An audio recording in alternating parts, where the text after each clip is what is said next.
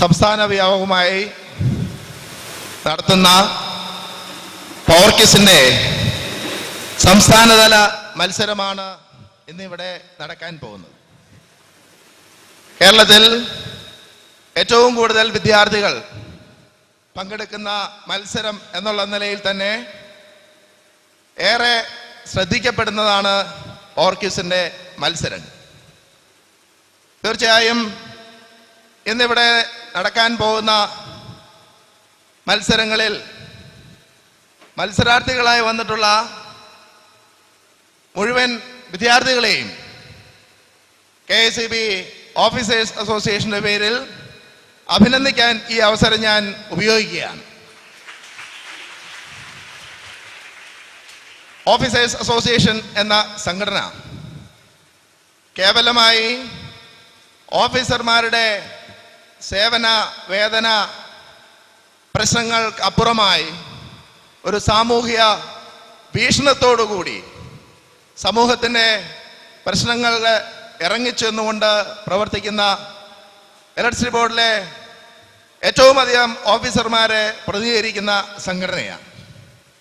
ആ നിലയിൽ തന്നെ ഇത്തരത്തിലുള്ള പ്രവർത്തനങ്ങൾ തീർച്ചയായിട്ടും സമൂഹത്തിന് ഗുണകരമാകും എന്ന് തന്നെ ഞങ്ങൾ വിശ്വസിക്കുക. ഈ മത്സരങ്ങൾ ഇന്നിവിടെ നിയന്ത്രിക്കുന്നത് KSEB ഓഫീസേഴ്സ് അസോസിയേഷന്റെ സംസ്ഥാന ഭാരവാഹിയും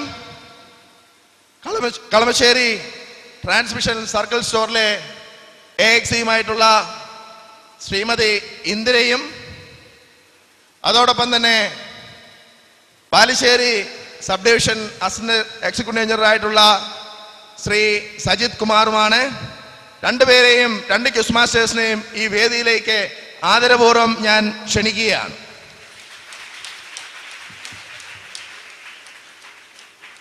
ഈ മത്സരങ്ങളുമായി ബന്ധപ്പെട്ട് പവർ ക്വിസുമായി ബന്ധപ്പെട്ട് ഏറെക്കാലം പ്രവർത്തിച്ച രണ്ട് ക്വിസ് മാസ്റ്റേഴ്സ് എന്നുള്ള നിലയിൽ ഈ മത്സരങ്ങൾ ഏറ്റവും ആകർഷകമാക്കാനും അത്യന്തം രസകരമാക്കാനും ഇവരുടെ നേതൃത്വത്തിൽ ഇന്ന് കഴിയും എന്ന് വിശ്വസിച്ചുകൊണ്ട് അതിനുള്ള എല്ലാ സഹായ സഹകരണങ്ങൾ നിങ്ങളുടെ ഭാഗത്തുനിന്ന് ഉണ്ടാകട്ടെ എന്ന് ഒരിക്കൽ കൂടി ആശംസിച്ചുകൊണ്ട് ഈ മത്സരത്തിലേക്ക് ഇവിടെ എത്തിയിട്ടുള്ള മുഴുവൻ വിദ്യാർത്ഥികളെയും അധ്യാപകരെയും അതോടൊപ്പം തന്നെ KSEB ഓഫീസേഴ്സ് അസോസിയേഷന്റെ പ്രവർത്തനങ്ങളെയും സംസ്ഥാന ഭാരവാഹികളെയും ഒക്കെ തന്നെ ഒരിക്കൽ കൂടി ഈ മത്സരങ്ങളിലേക്ക് ക്ഷണിച്ചുകൊണ്ട് എൻ്റെ വാക്കുകൾ നിർത്തുന്നു. നന്ദി, നമസ്കാരം.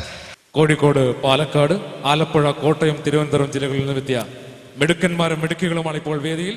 Team A Farook college higher secondary school Kozhikode, team B government polytechnic Neyyattinkara, team C government vocational higher secondary school Meppayur Kozhikode, team D SB college Changanassery, team E government Victoria college Palakkad, and last team F higher secondary school Aruvakkad Alappuzha.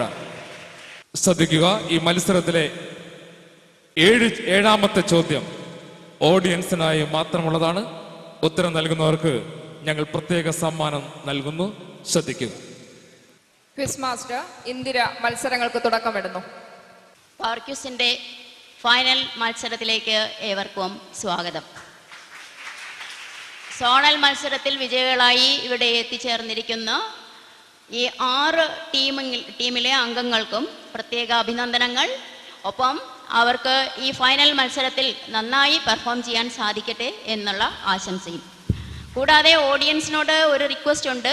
ഇവർക്ക് വേണ്ടുന്ന പ്രോത്സാഹനങ്ങൾ എല്ലാ ടീമിനും വാരിക്കോരി കൊടുക്കണം എന്നൊരു അഭ്യർത്ഥന. ഇതിൻ്റെ നിബന്ധനകളിലേക്ക് കടക്കാം. ക്വിസിൻ്റെ നിബന്ധനകൾ: ഇതിന് ആകെ 6 റൗണ്ടുകളാണ് ഉള്ളത്. ആദ്യത്തെ 3 round team A to F എന്ന ക്രമത്തിലും, അതായത് ക്ലോക്ക് വൈസിലും, അവസാനത്തെ 3 റൗണ്ടുകൾ F to A എന്ന ആന്റി ക്ലോക്ക് വൈസ് ക്രമത്തിലും ആയിരിക്കും. അപ്പോൾ ഓരോ റൗണ്ടിലും 6 ചോദ്യങ്ങൾ ഉണ്ടായിരിക്കും. ഓരോ ടീമിനും ഓരോ ഡയറക്റ്റ് ക്വസ്റ്റ്യൻ കിട്ടും. ഈ ഡയറക്റ്റ് ക്വസ്റ്റ്യന് ആൻസർ പറയുന്നവർക്ക് 10 പോയിന്റും അത് പാസ് ചെയ്ത് മറ്റ് ടീമുകൾക്ക് കിട്ടി ആൻസർ പറയുകയാണെങ്കിൽ അതിന് 5 പോയിന്റുമായിരിക്കും കിട്ടുക. ഭാഗികമായി ഉത്തരം കറക്റ്റ് അല്ലെങ്കിൽ ശരിയായ ഉത്തരങ്ങളൊക്കെയാണ് എങ്കിൽ ക്യൂസ് മാസ്റ്ററുടെ തീരുമാനപ്രകാരമായിരിക്കും മാർക്ക് കൊടുക്കുന്നത്. പിന്നെ മത്സരഫലം തുല്യതയിലാണെങ്കിൽ അതിന് ടൈ ബ്രേക്ക് ക്വസ്റ്റ്യൻസ് വേറെ ഉണ്ടായിരിക്കുന്നതാണ്. പിന്നെ ഒരു റൗണ്ടിൽ 6 ചോദ്യം എന്ന് പറഞ്ഞു. അതിൻ്റെ അവസാനത്തെ ക്വസ്റ്റ്യൻ, അതായത് 6 കഴിഞ്ഞ് 7ാമതൊരു ക്വസ്റ്റ്യൻ ഉണ്ട്. അത് ഓഡിയൻസിനുള്ളതാണ്. ഓഡിയൻസിന് ആൻസർ പറയുന്നവർക്ക് അപ്പോൾ തന്നെ സമ്മാനങ്ങളും നൽകുന്നതായിരിക്കും. അപ്പോൾ ടീമിൻ്റെ പരിചയപ്പെടുത്തൽ ഇവിടെ കഴിഞ്ഞു എന്നുള്ളത് കൊണ്ട് ഇനി ആ ഒരു റൗണ്ടിലേക്കൊന്നും പോകുന്നില്ല. നേരെ ക്യൂസ് മത്സരത്തിലേക്ക് കടക്കാം. ആദ്യത്തെ റൗണ്ട് പൊതുവിജ്ഞാനം. അപ്പോൾ ആദ്യം നേരത്തെ പറഞ്ഞ പോലെ ഫസ്റ്റ് ക്വസ്റ്റ്യൻ ടീം എയോടാണ്. റെഡി അല്ലേ? Ready. Farook college higher secondary സ്കൂളിനോടാണ് ചോദ്യം. ശ്രദ്ധിച്ച് കേൾക്കുക. ബ്യൂറോ ഓഫ് ഇന്ത്യൻ സ്റ്റാൻഡേർഡ്സ് എന്ന സ്ഥാപനത്തെ പറ്റി നിങ്ങൾ കേട്ടിട്ടുണ്ടായിരിക്കും അല്ലേ? നിങ്ങളെല്ലാവരും കേട്ടിട്ടുണ്ടായിരിക്കും.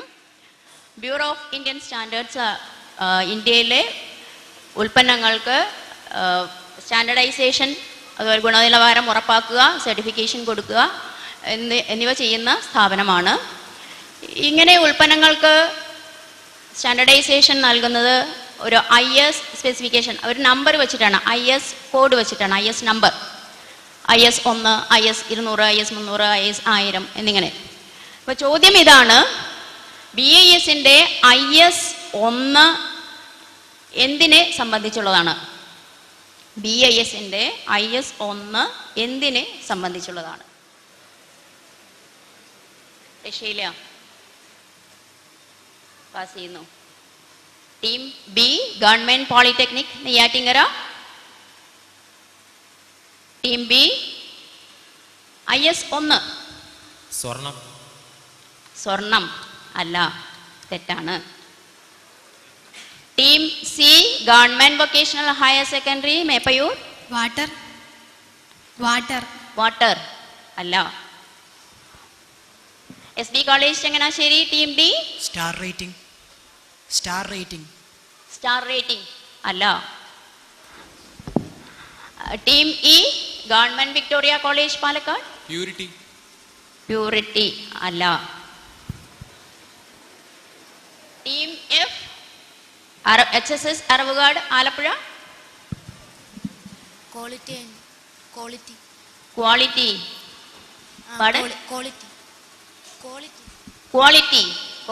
അല്ല. ക്വാളിറ്റി നിർണ്ണയിക്കുകയാണ് അവർ. അപ്പോൾ ഓഡിയൻസിലേക്ക് പാസ് ചെയ്യുന്നു. BIS IS 1 എന്തിനെ സംബന്ധിച്ചുള്ളതാണ്? യെസ്.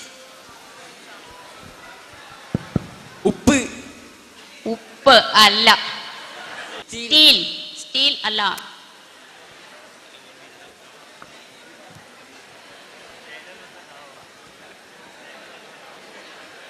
ഇനി ആരെങ്കിലും? ഒരു ദേശീയ വികാരമൊക്കെ ഉണ്ടെങ്കിൽ വേഗം പറയാം.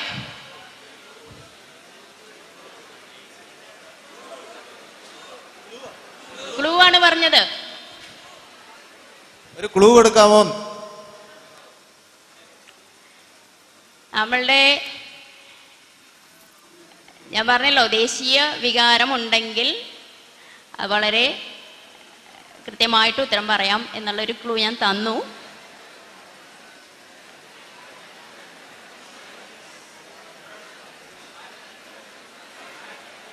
Yes, Indian national flag.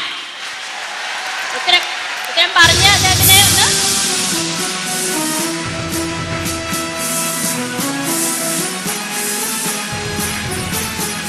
Indian national flag ആണ് IS 1 എന്ന സ്പെസിഫിക്കേഷൻ കൊടുത്തിരിക്കുന്നത്. ഇത് കോട്ടൺ ഖാദി ഫ്ലാഗ് ആണ്. 1968 ഇതിന് സ്പെസിഫിക്കേഷൻ കൊടുത്തത്. അതിനുശേഷം 2003 അമെൻമെന്റ് വന്നിട്ടുണ്ട്. ഉത്തരം പറഞ്ഞാൽ നമുക്കൊന്ന് പരിചയപ്പെട്ടൂടെ? ഉത്തരം പറഞ്ഞ എൻ്റെ പേര് ജയചന്ദ്രൻ, രാമനാട്ടുകരയിലെ ഓവർസീറാണ്. ആദ്യ റൗണ്ടിലെ രണ്ടാമത്തെ ചോദ്യം ടീം ബിയോടാണ്. ഇന്ത്യയിലെ ഏറ്റവും വേഗതയേറിയ സൂപ്പർ കമ്പ്യൂട്ടർ. ഇന്ത്യയിലെ ഏറ്റവും വേഗതയേറിയ സൂപ്പർ കമ്പ്യൂട്ടർ. പരം അല്ല, സൂപ്പർ കമ്പ്യൂട്ടർ ആണ്, പക്ഷെ അതല്ല വേഗതയേറിയത്. SAGA 220. Yes, correct answer. Very good. അപ്പോൾ ടീം സി ആണ് ഉത്തരം പറഞ്ഞിരിക്കുന്നത്. സാഗ 220 ആണ് ഇന്ത്യയിലെ ഏറ്റവും വേഗതയേറിയ കമ്പ്യൂട്ടർ. ഇത് ISRO ഡെവലപ്പ് ചെയ്തിരിക്കുന്നതാണ്. ഇത് അവരുടെ ഓഫീസിൽ തന്നെ, അവരുടെ VSSC ഓഫീസിലാണ് ഇത് വച്ചിരിക്കുന്നത്. ഇതിൻ്റെ പ്രത്യേകത എന്നാൽ ഇത് സ്വതന്ത്ര സോഫ്റ്റ്വെയറിൽ പ്രവർത്തിക്കുന്നു എന്നുള്ളതാണ്. ഇപ്പോൾ നമ്മൾ ലോകത്തിലെ കമ്പ്യൂട്ടറുകൾ, വേഗതയേറിയ കമ്പ്യൂട്ടറുകൾ പരിശോധിച്ചാൽ ഇപ്പോൾ 10 എണ്ണം എടുത്താൽ അതിൽ 9ഉം സ്വതന്ത്ര സോഫ്റ്റ്വെയറിൽ വർക്ക് ചെയ്യുന്നവയാണ്. ഇതിനകത്ത് ഒന്നാം സ്ഥാനം എന്ന് പറയുന്നത് ടൈറ്റൻ ആണ്, അമേരിക്കയുടെ. നമ്മളുടെ ഈ കമ്പ്യൂട്ടറിൻ്റെ വേഗത സൂചിപ്പിക്കുന്നതാണ് 220 ടെറാഫ്ലോപ്സ് എന്നുള്ളതാണ്, ട്രില്യൺ ഫ്ലോട്ടിംഗ് പോയിന്റ് ഓപ്പറേഷൻസ്. അപ്പോൾ ടീം സിക്ക് 5 പോയിന്റ്.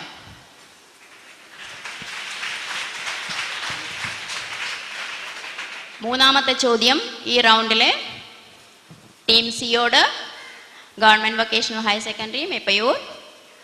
ചോദ്യം ഇതാണ്: ഇന്ത്യയിൽ ആദ്യമായി യുണീക്ക് ഐഡന്റിറ്റി കാർഡ് വിതരണം ചെയ്ത സംസ്ഥാനം. UID card. ഇന്ത്യയിൽ ആദ്യമായി UID കാർഡ് വിതരണം ചെയ്ത മഹാരാഷ്ട്രയിലെ തബ്ലി ഗ്രാമം. വീണ്ടും വെരി ഗുഡ്, കറക്റ്റായ ആൻസർ ആണ് മഹാരാഷ്ട്ര. അപ്പോൾ ടീം സിക്ക് 10 പോയിന്റ്. ഈ UID കാർഡ് എന്ന് പറയുന്നത് മൾട്ടിപർപ്പസ് നാഷണൽ ഐഡന്റിറ്റി കാർഡാണ്.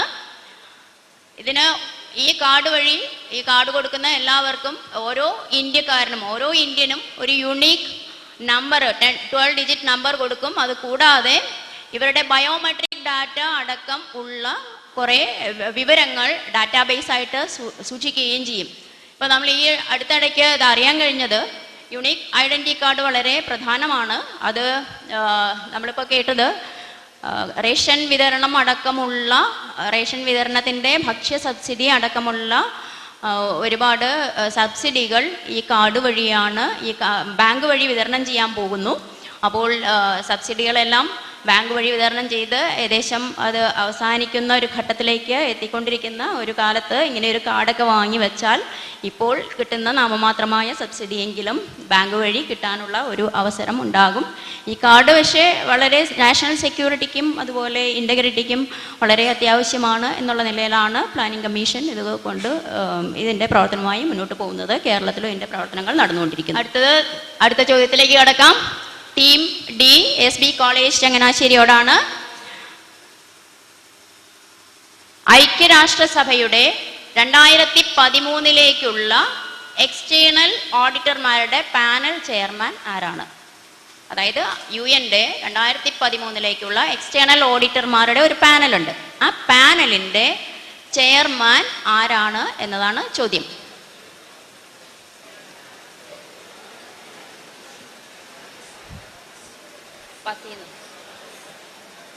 ടീം ഡി ചോദ്യം പാസ് ചെയ്യുന്നു. ടീം ഇക്കുള്ള അവസരമാണ്. ക്ലൂ ഇതിനില്ല കുട്ടി.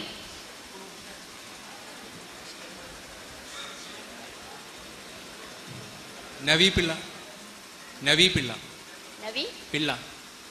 പിള്ള അല്ല.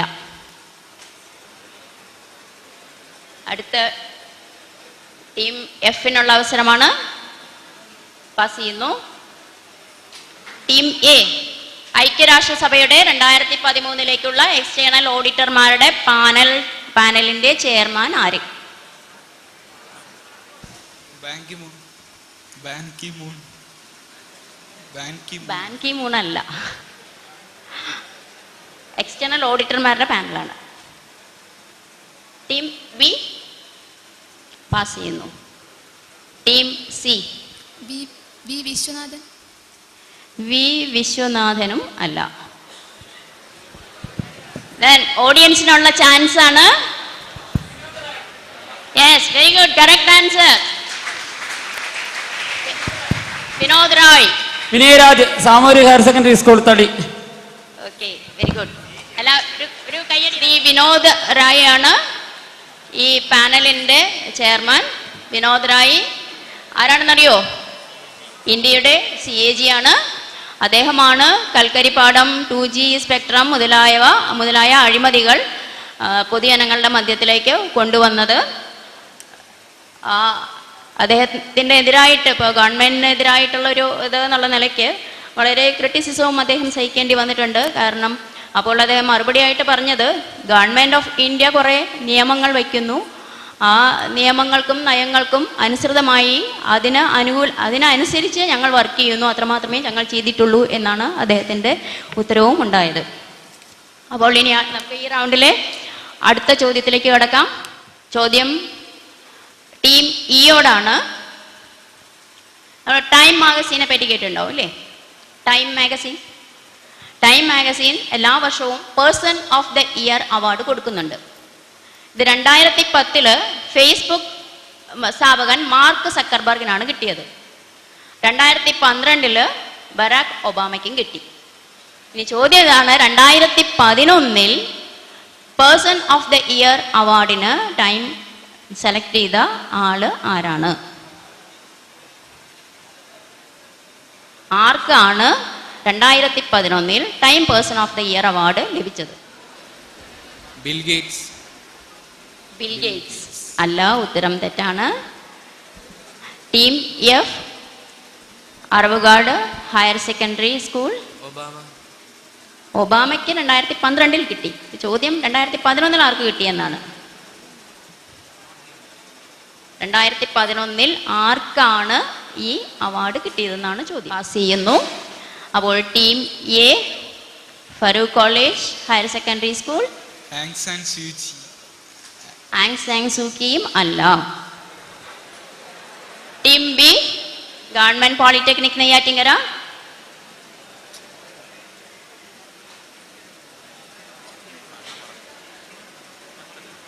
പാസ് ചെയ്ത് കിട്ടുന്ന ചോദ്യമാണ്, വേഗം ആൻസർ പറയുക. അമർത്യ സെനും അല്ല. Team C government vocational higher secondary school Meppayur. Angela Merkel.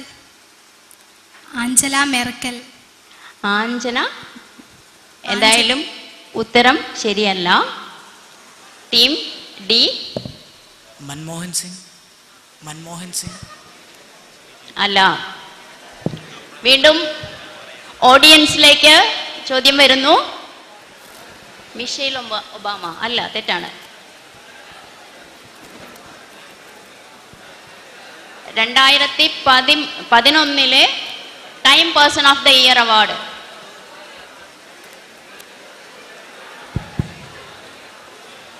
Clue വീണോ? ഇതൊരാൾക്കല്ല കൊടുത്തിരിക്കുന്നത്. സോണിയാഗാന്ധി അല്ല. റെഡ് ക്രോസ് അല്ല. ഇനി ആർക്കെങ്കിലും? ഇത് പറഞ്ഞല്ലോ, ഒരു ഒരു വ്യക്തിക്കല്ല ഇത് കൊടുത്തിരിക്കുന്നത്, ഒരു പ്രതീകത്തിനാണ്.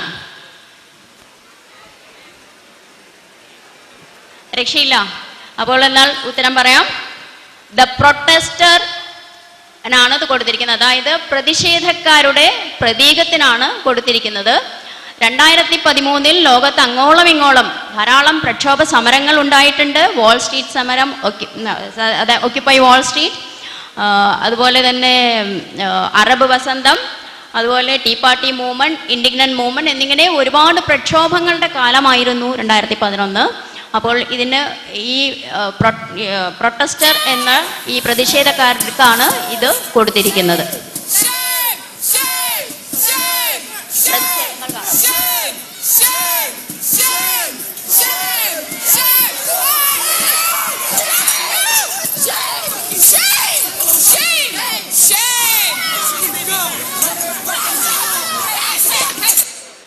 റൗണ്ട് 1-ലെ അവസാനത്തെ ചോദ്യം ടീം എഫ് അറിവുകാട് ഹയർ സെക്കൻഡറി സ്കൂളിലാണ്. ചോദ്യം ഇതാണ്: ഐക്യരാഷ്ട്രസഭയിൽ ഈയിടെ നിരീക്ഷക പദവി നേടിയ രാഷ്ട്രം? പലസ്തീൻ. വെരി ഗുഡ്, കറക്റ്റ് ആയിട്ടുള്ള ആൻസർ ആണ് പാലസ്തീൻ. അപ്പോൾ ടീം എഫിന് 10 മാർക്ക്.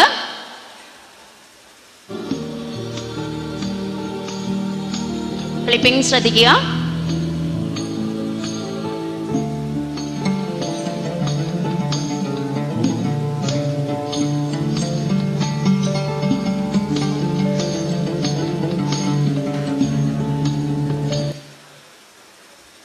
സാമ്രാജ്യത്വ അധിനിവേശം കൊണ്ട് കഷ്ടപ്പെടുന്ന ഒരു രാഷ്ട്രമാണ്. നൂറ്റാണ്ടുകളായി സ്വന്തം മണ്ണിൽ ജീവിച്ചിട്ടും അവിടെ മണ്ണിൻ്റെ അവകാശമോ സ്വന്തമായ ഒരു രാഷ്ട്രമോ അവർക്ക് ഇല്ല. ഈ അടുത്തിടയ്ക്ക് നടന്ന ഇസ്രായേൽ ആക്രമണം വളരെ അതിഭീകരമായിട്ടുള്ള, അവരുടെ ജനങ്ങളെ മുഴുവൻ ആക്രമിച്ചുകൊണ്ടുള്ള ആ ഒരു ആക്രമണം വളരെ ഭീകരമായിരുന്നു. എന്തായാലും ഐക്യരാഷ്ട്രസഭയിൽ ഇവർക്ക് നിരീക്ഷക പദവി കിട്ടിയത് കൂടുതൽ അവർക്ക് സ്വതന്ത്ര രാജ്യം എന്ന സ്വപ്നത്തിലേക്ക് നീങ്ങാൻ സഹായിക്കും എന്ന് നമുക്ക്. അപ്പോൾ നിങ്ങളെല്ലാവരും പ്രതീക്ഷിക്കുന്ന ഈ റൗണ്ടിലെ ഓഡിയൻസ് ചോദ്യമാണ്: ബംഗ്ലാദേശ് ഫ്രീഡം ഓണർ, ബംഗ്ലാദേശ് സ്വാതന്ത്ര്യ പുരസ്കാരം നേടിയ മലയാളി ആരാണ് എന്നതാണ് ഓഡിയൻസിനുള്ള ചോദ്യം. AKG ശരിയായിട്ടുള്ള ഉത്തരവാണ്. മോളുടെ പേര് ദേവിക. ദേവിക സേവാമന്ദിർ സ്കൂൾ. ഭാരതത്തിൽ ശരിയായ ഉത്തരമാണ്. ഭാരം ചുമക്കുന്നവരുടെയും കഷ്ടപ്പെടുന്ന എല്ലാ ഇടത്തരക്കാരുടെയും വസന്തകാലം വിരിയും. ആ വസന്തത്തിൻ്റെ പിറവി കാണാൻ എനിക്ക് അതിയായ ആഗ്രഹമുണ്ട്. ഒരുപക്ഷെ അതിന് കഴിഞ്ഞില്ലെങ്കിലും എനിക്ക് ദുഃഖമുണ്ടാവില്ല. കാരണം എൻ്റെ സഖാക്കൾക്ക് അത് കാണാൻ കഴിയും. ഇനി മത്സരം രണ്ടാമത്തെ റൗണ്ടിലേക്ക് കടക്കുകയാണ്. രണ്ടാമത്തെ റൗണ്ടിൽ ചോദ്യങ്ങൾ നയിക്കുന്നതിന് വേണ്ടി ശ്രീ സുജിത്തിന് മൈക്ക് കൈമാറും. പവർ ക്വിസ് 2012 രണ്ടാമത്തെ റൗണ്ടിലേക്ക്. ഈ റൗണ്ട് ഉൽപാദനവും പ്രസരണവും എന്നാണ് ഞങ്ങൾ നൽകിയ പേര്.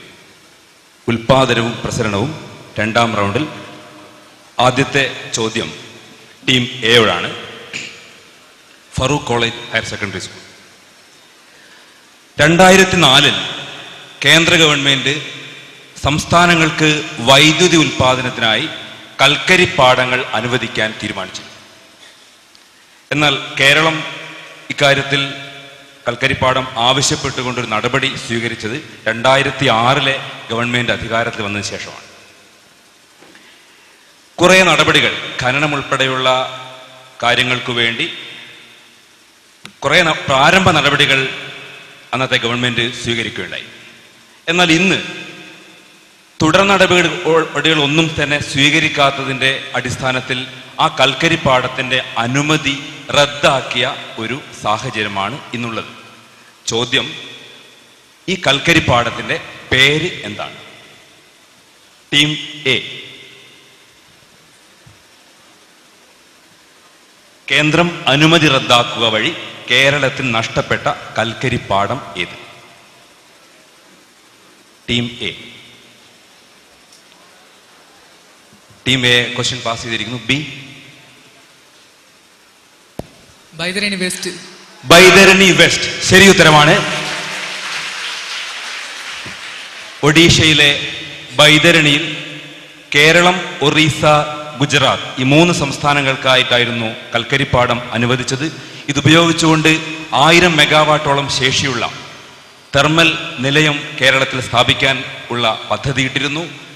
എന്നാൽ നിലവിലുള്ള ഇപ്പോഴത്തെ ഗവൺമെന്റ് ഇക്കാര്യത്തിൽ തുടർ നടപടികൾ ഒന്നും തന്നെ സ്വീകരിക്കാത്തത് കാരണം ദീർഘവീക്ഷണത്തോടുകൂടി പ്ലാൻ ചെയ്ത ഒരു പദ്ധതിയാണ് കേരളത്തിൽ നഷ്ടമാക്കുന്നത്. ഇത് നഷ്ടപ്പെട്ടു എന്ന് മാത്രമല്ല, ഇത് സൂചിപ്പിക്കുന്നത് ഗവൺമെന്റിന്റെ വൈദ്യുതി മേഖലയിൽ ഉൾപ്പെടെയുള്ള നയങ്ങളുടെ ഒരു സ്വഭാവം കൂടിയാണ്. കേരളത്തിന്റെ വികസനത്തിന് ഇത് തിരിച്ചുപിടിക്കേണ്ടത് അത്യാവശ്യമാണ്. അതിനുള്ള ശ്രമങ്ങൾ ബഹുജനങ്ങളുടെ ഭാഗത്തും ഉണ്ടാകും എന്ന് തന്നെയാണ് ഞങ്ങളുടെയും പ്രതീക്ഷ. നമുക്ക് അടുത്ത ചോദ്യത്തിലേക്ക് കടക്കാം. അടുത്ത ചോദ്യം ടീം ബിയോടാണ്. കേരളത്തിലെ ഇലക്ട്രിസിറ്റി ബോർഡിന്റെ ഏറ്റവും പ്രധാനപ്പെട്ടത് ഉൽപാദന കാര്യത്തിൽ ജലവൈദ്യുത പദ്ധതികളാണ് അല്ലെ. ഒട്ടേറെ ജലവൈദ്യുതി പദ്ധതികൾ, ഏതാണ്ട് പകുതിയിലധികം സ്ഥാപിത ശേഷി തന്നെ ജലവൈദ്യുത പദ്ധതികളിലാണ് എന്നുള്ളത്. ചോദ്യം: ഒരു യൂണിറ്റ് ഉൽപ്പാദിപ്പിക്കാൻ വേണ്ടി ഏറ്റവും കുറവ് വെള്ളം ആവശ്യമുള്ള ജലവൈദ്യുതി പദ്ധതി ഏതാണ്? ഒരു യൂണിറ്റ് ഉൽപ്പാദിപ്പിക്കാൻ വേണ്ടി ഏറ്റവും കുറവ് വെള്ളം ഉപയോഗിക്കുന്ന ജലവൈദ്യുത പദ്ധതി ഏതാണ്? ശബരിഗിരി ശരിയുത്തരമാണ്. Team B 10 point നേടിയിരിക്കുന്നു.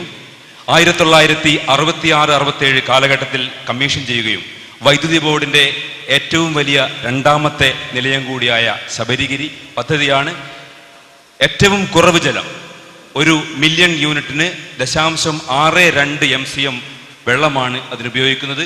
കേരളത്തിൽ ജലവൈദ്യുതി പദ്ധതികൾക്ക് ഒട്ടേറെ സാധ്യതകളുണ്ടെങ്കിലും പല പരിസ്ഥിതി മൗലികവാദം ഉൾപ്പെടെയുള്ള പ്രശ്നങ്ങൾ കാരണം പല പദ്ധതികളും തുടങ്ങാൻ പറ്റാത്ത സാഹചര്യമാണ് ഉള്ളത്. നമുക്ക് അടുത്ത ചോദ്യത്തിലേക്ക് കടക്കാം. ചോദ്യം ടീം സിയോടാണ്. വൈദ്യുതി സംവിധാനത്തിന്റെ ഏറ്റവും പ്രധാനപ്പെട്ട ഒരു വിഭാഗമാണ് സബ്സ്റ്റേഷനുകൾ അല്ലെ.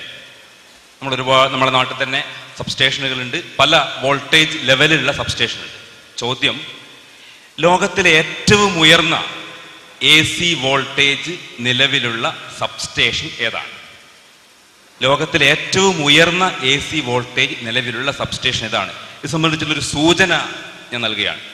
അത് ഇന്ത്യയിലാണ് സ്ഥിതി ചെയ്യുന്നത്. ഇന്ത്യയിൽ ഏത് സംസ്ഥാനത്തിലാണ് എന്നതാണ് ചോദ്യം. Team C government VHSS Meppayur. Gujarat. ഉത്തരം ശരിയല്ല. ടീം ഡി മധ്യപ്രദേശ് ഉത്തരം ശരിയാണ്. Team D SB college Changanassery 5 point കരസ്ഥമാക്കിയിരിക്കുന്നു.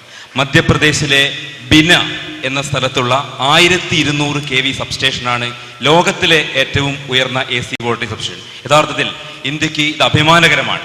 ഇത് സ്ഥാപിച്ചത് ഭാരതത്തിലെ ഏറ്റവും വലിയ പൊതുമേഖലാ സ്ഥാപനങ്ങളൊന്നായ ഭാരത് ഹെവി ഇലക്ട്രിക്കൽസ് ആണ്.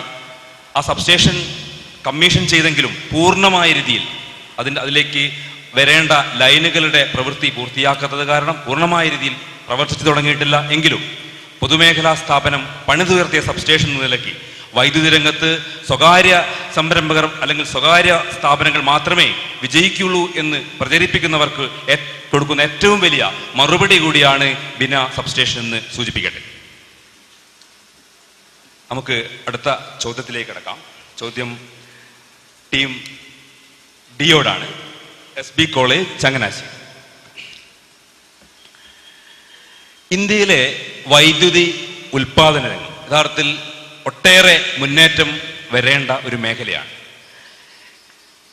കേന്ദ്ര നയപ്രകാരം വൈദ്യുതി ഉൽപാദന രംഗത്ത് മുന്നേറ്റം വരണമെങ്കിൽ സ്വകാര്യ സംരംഭകർ വരണമെന്നാണ് പറയുന്നത്. ഗവൺമെന്റ് അല്ലെങ്കിൽ പൊതുമേഖലാ സ്ഥാപനങ്ങൾ ഇതിനൊന്നും കഴിയില്ല. സ്വകാര്യ സംരംഭകർ വന്നാലേ വൈദ്യുതി ഉൽപാദന രംഗത്ത് മുന്നേറ്റം വരാൻ കഴിയുള്ളൂ. അതിനുവേണ്ടി നിർദ്ദേശിക്കപ്പെട്ട ഒരു പദ്ധതിയാണ് അൾട്രാ മെഗാ പവർ പ്രൊജക്ട്. 4000 മെഗാവാട്ടിലധികം ശേഷിയുള്ള അത്തരം പദ്ധതികൾ. ഇതിനു വേണ്ടി ആവശ്യമായ സ്ഥലം, നികുതി ഇളവുകൾ, ജലം, ഇന്ധനത്തിൽ ഇളവ്, ഒട്ടേറെ ഇളവുകൾ നൽകിക്കൊണ്ട് ആണ് യഥാർത്ഥത്തിൽ ഈ പദ്ധതികൾ നിർദ്ദേശിക്കപ്പെട്ടത്. ഇത് കാരണം ഇന്ത്യയുടെ വൈദ്യുതി ഉൽപാദന ശേഷി വലിയ രീതിയിൽ വർദ്ധിക്കുമെന്നൊക്കെയാണ് ആ പരിപാടിയിൽ പറഞ്ഞത്. ചോദ്യം: ഇന്ത്യയിൽ ആദ്യമായി സ്ഥാപിക്കപ്പെട്ട അൾട്രാ മെഗാ പവർ പ്രൊജക്ട്, അത് പ്രവർത്തനം തുടങ്ങിയ അൾട്രാ മെഗാ പവർ പ്രൊജക്ട് ഗുജറാത്തിലെ തീരപ്രദേശമായ മുന്ദ്രയിലാണ്.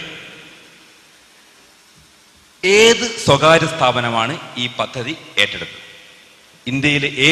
ഇന്ത്യയിലെ ആദ്യത്തെ അൾട്രാ മെഗാ പവർ പ്രൊജക്ട് ഏത് സ്വകാര്യ സ്ഥാപനമാണ് ഏറ്റെടുത്തത്? റിലയൻസ്. ശരിയല്ല. Team E Reliance. ഉത്തരം ശരിയല്ല. ഉത്തരം ഡി പറഞ്ഞ ഉത്തരം റിലയൻസ് ആണ്. സർ ടാറ്റ. ടാറ്റ. പറയൂ. ബിർള ഗ്രൂപ്പ്.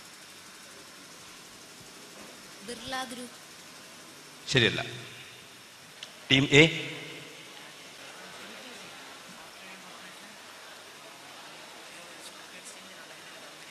ജിൻഡാൽ. ജിൻഡാൽ. ശരിയല്ല.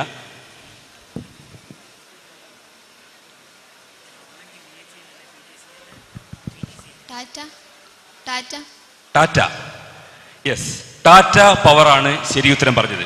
യഥാർത്ഥത്തിൽ ടീം ഇ അവരുടെ ആദ്യത്തെ ചാൻസിൽ ആ ഉത്തരം പറഞ്ഞില്ല, അതുകൊണ്ട് തന്നെയാണ് അവർക്ക് മാർക്ക് നൽകാതിരുന്നത്. ഈ ടീം സി ഇതിലെ ശരിയുത്തരം നൽകിയ ടീം സിക്ക് 5 പോയിന്റ് നൽകുന്നതാണ്. താരിഫ് ബിഡിംഗ് അടിസ്ഥാനത്തിൽ ഇന്ത്യയിൽ പവർ പ്രൊജക്ട് സ്ഥാപിക്കാൻ വേണ്ടി പവർ പ്രൊജക്ടുകൾ സ്ഥാപിക്കാൻ വേണ്ടി ടാറ്റ പവർ 4000 മെഗാവാട്ടിന്റെ പദ്ധതിയിൽ 800 മെഗാവാട്ടിന്റെ ഒരു യൂണിറ്റ് മാത്രമാണ് ഇതിനകം കമ്മീഷൻ ചെയ്തത്. ഇപ്പോൾ അതിലുള്ള നിരക്ക് വർദ്ധിപ്പിക്കണം എന്ന് ആവശ്യപ്പെട്ടുകൊണ്ട് ടാറ്റ കോടതിയെയും കേന്ദ്ര ഗവൺമെന്റിനെയും സമീപിച്ചിരിക്കുന്ന ഒരു സാഹചര്യമാണുള്ളത്. യഥാർത്ഥത്തിൽ ആ പദ്ധതി ആവിഷ്കരിച്ച സമയത്ത് NTPC പോലെ ഉൾപ്പെടെയുള്ള സ്ഥാപനങ്ങൾക്ക് ആ ബിഡിങ്ങിൽ പങ്കെടുക്കാൻ കഴിയാത്ത തരത്തിൽ യൂണിറ്റിന് വളരെ കുറഞ്ഞ നിരക്ക് കോട്ട് ചെയ്തുകൊണ്ടാണ് ടാറ്റയും റിലയൻസും ഇത്തരം പദ്ധതികൾ ഏറ്റെടുത്തത്. ഇതേപോലെ സാസണിൽ റിലയൻസ് സ്ഥാപിച്ച പദ്ധതി, ഇതൊക്കെ നേരത്തെ ഇവിടെ ചോദ്യം ഉന്നയിച്ച രീതിയിൽ കൽക്കരി പാടം അഴിമതിയുമായി ബന്ധപ്പെട്ടൊക്കെ ഈ അൾട്രാ മെഗാ പവർ പ്രൊജക്ട് ഏറ്റെടുത്ത കമ്പനികൾ ഉൾപ്പെട്ടിട്ടുണ്ട് എന്നുകൂടി ഇവിടെ സൂചിപ്പിക്കട്ടെ. നമുക്ക് ചോദ്യത്തിലേക്ക് കടക്കാം. അടുത്ത ചോദ്യം ടീം ഇയോടാണ്. നമ്മുടെ കേരളത്തിൽ ഒട്ടേറെ സബ്സ്റ്റേഷനുകളുണ്ട് അല്ലെ? കേരളത്തിലെ ഏറ്റവും ഉയർന്ന വോൾട്ടേജിലുള്ള സബ്സ്റ്റേഷൻ 400 kV സബ്സ്റ്റേഷനുകളാണ്. കേരളത്തിന്റെ പവർ ഹൈവേയുമായി ബന്ധപ്പെട്ട് അല്ലെങ്കിൽ അന്തർ സംസ്ഥാന വൈദ്യുതി കൈമാറ്റം ഇതെല്ലാം 400 kV സബ്സ്റ്റേഷനുകളിലെ അല്ലെ 400 kV ലൈനുകളിലൂടെയാണ് ചെയ്തത്.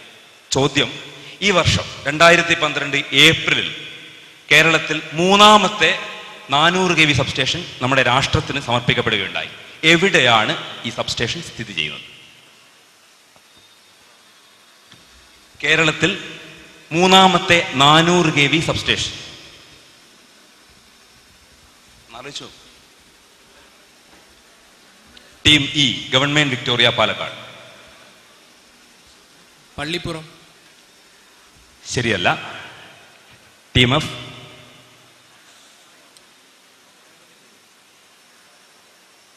Team F Aravukad Alappuzha. ഇടുക്കി. ഉത്തരം ശരിയല്ല. A Farook college. കൊച്ചി. ഉത്തരം ശരിയല്ല. ബി കേരളത്തിലെ 3ാമത്തെ 400 kV സബ്സ്റ്റേഷൻ. പോത്തൻകോട്. ശരിയല്ല. പോത്തൻകോട് ശരിയല്ല. Team C.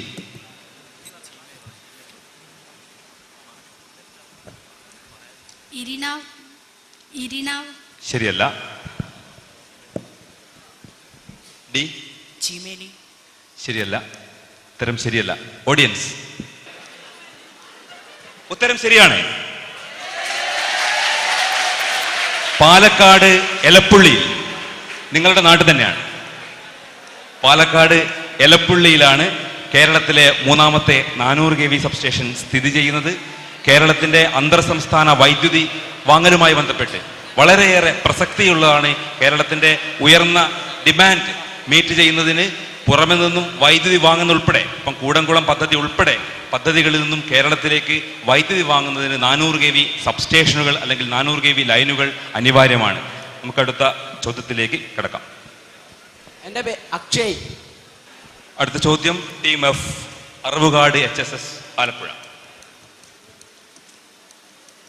ചോദ്യം, വൈദ്യുതിയുടെ പവർ ഹൗസ് മുതൽ ഉപഭോക്താക്കളുടെ മീറ്ററിംഗ് പോയിന്റ് വരെ, പവർ ഹൗസ് മുതൽ മീറ്ററിംഗ് പോയിന്റ് വരെ മുഴുവൻ സംവിധാനങ്ങളും നമ്മുടെ വൈദ്യുതി സിസ്റ്റത്തിലെ വ്യതിയാനങ്ങൾക്കനുസരിച്ച് സ്വയം നിയന്ത്രിക്കുന്നതിന് വേണ്ടി വിവരസാങ്കേതിക വിദ്യ ഉൾപ്പെടെ സമന്വയിപ്പിച്ചുകൊണ്ട് അല്ലെങ്കിൽ ഡിജിറ്റലൈസ് ചെയ്ത നെറ്റ്വർക്കിൻ്റെ പേര് എന്താണ്? വിവരസാങ്കേതിക വിദ്യ ഉപയോഗിച്ച് ഡിജിറ്റലൈസ് ചെയ്ത ഇൻ്റലിജൻസ് നെറ്റ്വർക്ക്, അതിൻ്റെ പേര് എന്താണ്? Team F Aravukad, HSS Alappuzha.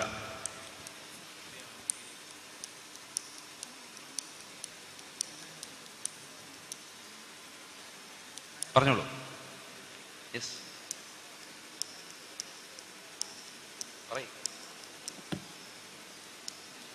Pass. Team A pass. B smart grid. Smart grid വളരെ ശരിയാണ്. ടെലികോം, ഇൻഷുറൻസ്, ബാങ്കിംഗ് തുടങ്ങിയ പല മേഖലകളിലേക്കും യഥാർത്ഥത്തിൽ വിവരസാങ്കേതിക വിദ്യയുടെ പല ഉപയോഗങ്ങൾ വ്യാപകമായി വന്നിട്ടുണ്ടെങ്കിലും ഇലക്ട്രിസിറ്റി നെറ്റ്വർക്കിലേക്ക് ഇതുവരെ അത്രത്തോളം വ്യാപകമായി വന്നിട്ടില്ല. എന്നാൽ ഭാവിയിലെ നെറ്റ്വർക്ക് ഉപഭോക്താക്കളെയും ഉൽപ്പാദകരെയും കൂടി കമ്മ്യൂണിക്കേറ്റ് ചെയ്യുന്ന, അല്ലെങ്കിൽ അവരുടെ പല ഉപഭോക്താക്കൾ വരെ വൈദ്യുതി ഉൽപ്പാദകരാകുന്ന രീതിയിലുള്ള സമഗ്രമായ ഒരു സംവിധാനമാണ് സ്മാർട്ട് ഗ്രിഡ്. അതിൻ്റെ പ്രയോജനം നമ്മുടെ നാട്ടിലെ വൈദ്യുതി ഉപഭോക്താക്കൾക്കും ലഭിക്കട്ടെ എന്ന് നമുക്ക് പ്രതീക്ഷിക്കാം. നിങ്ങളേവരും കാത്തു നിൽക്കുന്ന ചോദ്യമാണ് അടുത്തത്. ഓഡിയൻസിന് കേരളത്തിൽ വൈദ്യുതി ഉൽപാദന കേന്ദ്രങ്ങൾ, ഒരു ചെറിയ ഉൽപാദന നിലയങ്ങൾ പോലും, ഒരു 10 മെഗാവാട്ടിൽ കൂടുതലുള്ള ഉൽപാദന നിലയങ്ങൾ പോലും പാടില്ല എന്നും, ഉണ്ടാക്കാൻ പാടില്ല. പഴയ ഡാമുകൾ, 50 വർഷം പഴക്കമുള്ള ഡാമുകളൊക്കെ പൊളിച്ചു മാറ്റണം തുടങ്ങി ഒട്ടേറെ നിർദ്ദേശങ്ങൾ ഈയിടെ രൂപവൽക്കരിച്ച പശ്ചിമഘട്ട പരിസ്ഥിതി എക്സ്പേർട്ട് പാനൽ നിർദ്ദേശിക്കുകയുണ്ടായി. ചോദ്യം, ആരായിരുന്നു ഈ പാനലിന്റെ അധ്യക്ഷൻ? പ്രൊഫസർ മാധവ് ഗാഡ്ഗിൽ. 2 ശരിയുത്തരങ്ങൾ ഫ്രണ്ട് ലൈനിൽ നിന്ന് വന്നിട്ടുണ്ട്. ഇതിന്റെ 3ാമത്തെ റൗണ്ട് നടത്തുന്നതിനായി സുഹൃത്തിനെ ക്ഷണിക്കുന്നു. കാഴ്ച എന്ന 3ാം റൗണ്ട് ആരംഭിക്കാം. ഇതൊരു ഓഡിയോ വിഷ്വൽ റൗണ്ടാണ്. ഇത് തുടങ്ങുന്നതിന് മുമ്പ് മത്സരാർത്ഥികളോട് ഒരു റിക്വസ്റ്റ് ഉണ്ട്. ഇവിടെ ഒരു നമ്മളുടെ സ്ലൈഡ് കാണിക്കും, ഒരു ചിലപ്പോൾ വീഡിയോ അല്ലെങ്കിൽ ഒരു പടം, അങ്ങനെ ഒരു പടമായിരിക്കും, അത് കാണിക്കുമ്പോൾ ആദ്യം കാണുമ്പോൾ തന്നെ ഉത്തരം പറയാവുന്ന തരത്തിലുള്ള ക്ലിപ്പിങ്ങുകളാണത്. വീണ്ടും അത് റിപ്പീറ്റ് ചെയ്യണം എന്നൊരു ആവശ്യം ഉണ്ടാകാത്ത രീതിയിൽ നിങ്ങൾ ശ്രദ്ധിച്ച് കണ്ട് മനസ്സിലാക്കി അതിന് ഉത്തരം പറയണം. അപ്പോൾ ആദ്യത്തെ ചോദ്യം, കാഴ്ച റൗണ്ടിലെ ആദ്യത്തെ ചോദ്യം team A Farook college higher secondary school. ഈ കാഴ്ചയിലെ വ്യക്തി ആരാണ് എന്നാണ്. ഈ കാഴ്ചയിലെ വ്യക്തി ആരാണ്? Team A. Team A. Kovilan അല്ല. Team B government polytechnic Neyyattinkara. IK Gujral. IK Gujral അല്ല. Team C government vocational higher secondary school Meppayur. P Govindapillai. Yes, very correct ആയിട്ടുള്ള ആൻസർ ആണ്. ശ്രീ പി ഗോവിന്ദപിള്ള. ഇദ്ദേഹം വാഗ്മി, സൈദ്ധാന്തികൻ, പത്രാധിപർ, രാഷ്ട്രീയ പ്രവർത്തകൻ എന്നിങ്ങനെയുള്ള ബഹുമുഖ ധൈഷണിക ജീവിതമായാണ് നമ്മുടെ സാംസ്കാരിക ചരിത്രത്തിൽ PG അടയാളപ്പെടുത്തപ്പെടുക. പെരുമ്പാവൂരിനടുത്ത് പുല്ലുവഴിയിൽ യാഥാസ്ഥിതിക കുടുംബത്തിൽ ജനിച്ച പരമേശ്വരൻ പിള്ള ഗോവിന്ദപിള്ളയെ സ്വാതന്ത്ര്യസമരത്തിന്റെ അന്തരീക്ഷവും P കൃഷ്ണപിള്ളയുമായുള്ള പരിചയവുമാണ് കമ്മ്യൂണിസ്റ്റാക്കി മാറ്റിയത്. മുംബൈ സെന്റ് സേവിയേഴ്സ് കോളേജിൽ ബിരുദ വിദ്യാർത്ഥിയായിരിക്കെ സമര സംഘടനാ പ്രവർത്തനങ്ങളുടെ ഭാഗമായി 16 മാസം ജയിൽവാസം. തുടർന്ന് പാർട്ടി നിർദ്ദേശപ്രകാരം നാട്ടിലേക്ക് മടങ്ങിയ PG കർഷക പ്രസ്ഥാനം കെട്ടിപ്പടുക്കുന്നതിൽ ശ്രദ്ധ കേന്ദ്രീകരിച്ചു. സിക്ക് 5 പോയിന്റ്. അടുത്ത കാഴ്ച റൗണ്ടിലെ രണ്ടാമത്തെ ചോദ്യം ടീം ബിയോടാണ്. ചിത്രത്തിലെ ഒരു ലോഗോ കാണിക്കുന്നുണ്ട്. ആ ലോഗോ എന്തുമായി ബന്ധപ്പെട്ടതാണ് എന്നുള്ളതാണ് ചോദ്യം.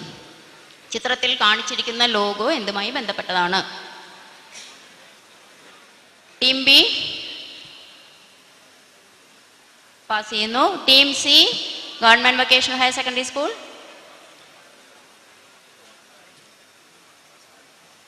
ടീം സി പാസ് ചെയ്തു. ടീം ഡി എസ് ബി കോളേജും പാസ് ചെയ്യുന്നു. അപ്പോൾ ടീം ഇക്ക് chance. Kochi Muziris biennale. Yes, correct ആയിട്ടുള്ള ആൻസറുമാണ്. കൊച്ചിൻ മുസിരീസ് ബിനാലെ 12-12-12 തുടങ്ങിയ ഒരു international എക്സിബിഷനാണിത്.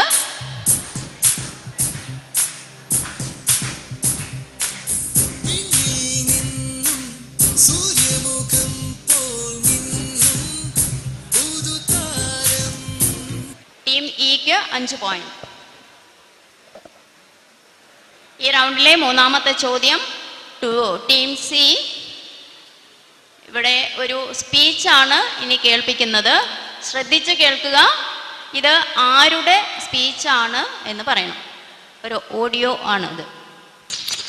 The light has gone out of our lives and there is darkness everywhere. And I do not quite know what to tell you. And yes, team C. ഇത് ആരുടെ സ്പീച്ചാണ്? ഒന്നുകൂടി കേൾപ്പിക്കോ? ഒന്നുകൂടി കേൾപ്പിക്കൽ, അതാണ് പറഞ്ഞത്. തുടക്കം തന്നെ പറഞ്ഞിരുന്നു. ശ്രദ്ധിച്ച് കേട്ടാൽ മനസ്സിലാവാവുന്നതായിരുന്നു. വിൻസ്റ്റൺ ചർച്ചിൽ അല്ല. Team D. Team E IK Gujral. അല്ല. Team F. വളരെ പ്രശസ്തമായ ഒരു സ്പീച്ചാണിത്.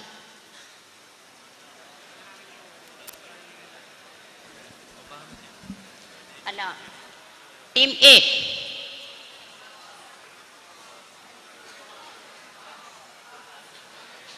Team B. Jawaharlal Nehru. Very correct. Team B ശരിയായ ഉത്തരം പറഞ്ഞിരിക്കുന്നു. ശ്രീ ജവഹർലാൽ നെഹ്റുവിന്റെ സ്പീച്ചാണിത്. ഗാന്ധിജി വെടിയേറ്റ് മരിച്ച വേളയിൽ അദ്ദേഹം നടത്തിയ പ്രസംഗമാണ്.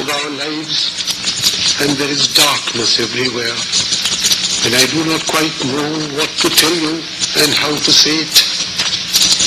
Our beloved leader, Bapu as we called him, the father of... ഈ റൗണ്ടിലെ നാലാമത്തെ ചോദ്യം, കാഴ്ചയിലെ വ്യക്തി ആര്? കാഴ്ചയിലെ വ്യക്തി പണ്ഡിറ്റ് രവിശങ്കർ. ശരിയാണ്. ശരിയായിട്ടുള്ള ഉത്തരം പണ്ഡിറ്റ് രവിശങ്കർ. അപ്പോൾ ടീം ഡിക്ക് 10 പോയിന്റ്.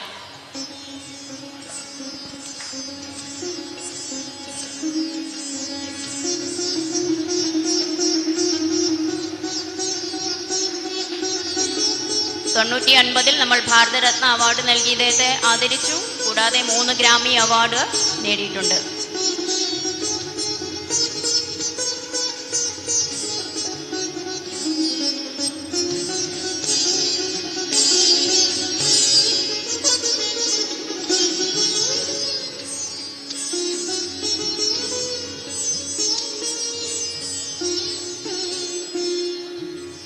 ടീം ഇയോടുള്ള ചോദ്യമാണ്. ഒരു പ്രത്യേകം ഡിസൈൻ ചെയ്ത പട്ടം ഉപയോഗിച്ച് വൈദ്യുതി ഉൽപ്പാദിപ്പിക്കുന്ന ഒരു സംവിധാനമാണ് ഈ ക്ലിപ്പിങ്ങിൽ കാണിച്ചിരിക്കുന്നത്. ഈ സംവിധാനത്തിൻ്റെ പേര് എന്താണ് എന്നാണ് ചോദ്യം. പ്രത്യേകം ഡിസൈൻ ചെയ്ത പട്ടമാണ് കാണിച്ചിരിക്കുന്നത്. അങ്ങനെ ഉപയോഗിച്ച് വൈദ്യുതി ഉൽപ്പാദിപ്പിക്കുന്ന സംവിധാനത്തിൻ്റെ പേര്. Kite generation. Kite generation. Kite generation. Kite gen എന്നാണ് പറയുന്നത്. കൈറ്റ് ജനറേഷൻ കറക്റ്റ് ആയിട്ടുള്ള ആൻസർ ആണ്. ടീം ഇക്ക് 10 പോയിന്റ്. ഒരു ഗസ് ആയിരുന്നു എന്ന് തോന്നുന്നു. എന്തായാലും ശരിയായി.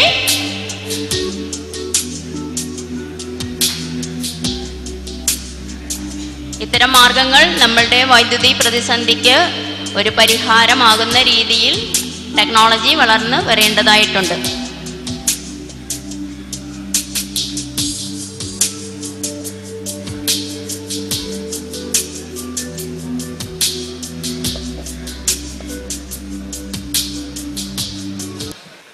ഈ റൗണ്ടിലെ അവസാന ചോദ്യം ടീം എഫിനോട്, കാഴ്ചയിലെ വ്യക്തി ആര്?